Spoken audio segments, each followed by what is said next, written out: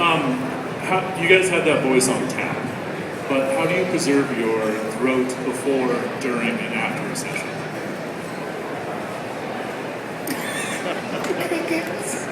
Whiskey? I don't use it. Let's see. Well, that's a really good question. And there's probably different answers for different actors. I mean, having done a lot of stage and singing myself, is that I can warm it up and then have it ready to go, and then afterwards I can warm it down in a way that works for my voice.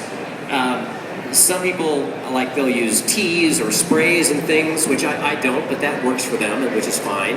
But I think it's probably different for everybody. You find as you become able with your own vocal instrument, you know how to use it in a way that delivers the goods without being painful and damaging to yourself. And then, so it actually strengthens your voice to use it. So you're not tearing yourself down by delivering what is needed.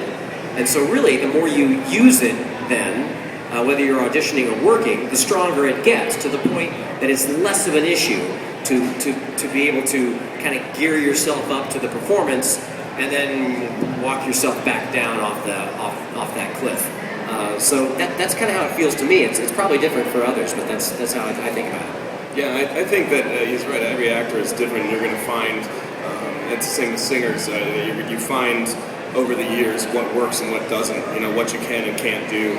I know actors that, because they have, even after many performances, still have some stage fright. They take a shot of whiskey before they go on stage. We're joking, but that's real. There are people that do that. But then there's other people that are like, no, alcohol technically will actually tighten your vocal cords and dry you out. So that's a terrible idea. So yeah, you can hear me later if you want to find out. So definitely, there's and some people don't drink milk or any dairy products because it gums you up. There are sprays and things like that. Something called what is it, Singer's Friend, something like that. Entertainer's Secret, Singer's. Yeah, whatever. There's lots of different things, but actually, I find that those are dangerous. Mostly because if you're at a point where you need something to coat there's actually a tea called throat coat, which is fine if you're just sick and you're in pain and you're trying to not have it. But if you're actually going into a session and you're at a point where you're in a lot of pain and you're just covering it up to get through that session, so you're going to keep doing the screaming and all that, then you're in a lot of danger of actually permanently damaging your voice. He has to know when to stop. Yeah, yeah, exactly. You need to know when you're just like, you know what, I'm sorry, but I'm gonna need a little break. And we can typically hear that coming too.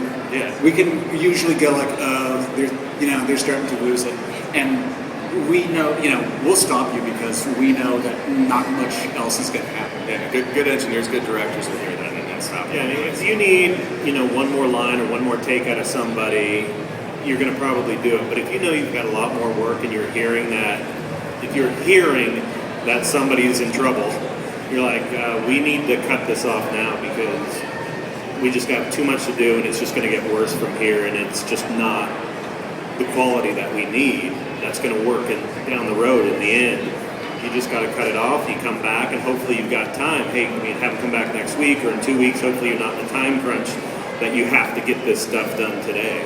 And that's part of the art of running a good session, at least from my perspective, is to load some of the more vocally challenging stuff, hopefully, towards the end of the session so that you can do everything else, but there's still enough gas left in the tank to deliver the horror show at the end of the session.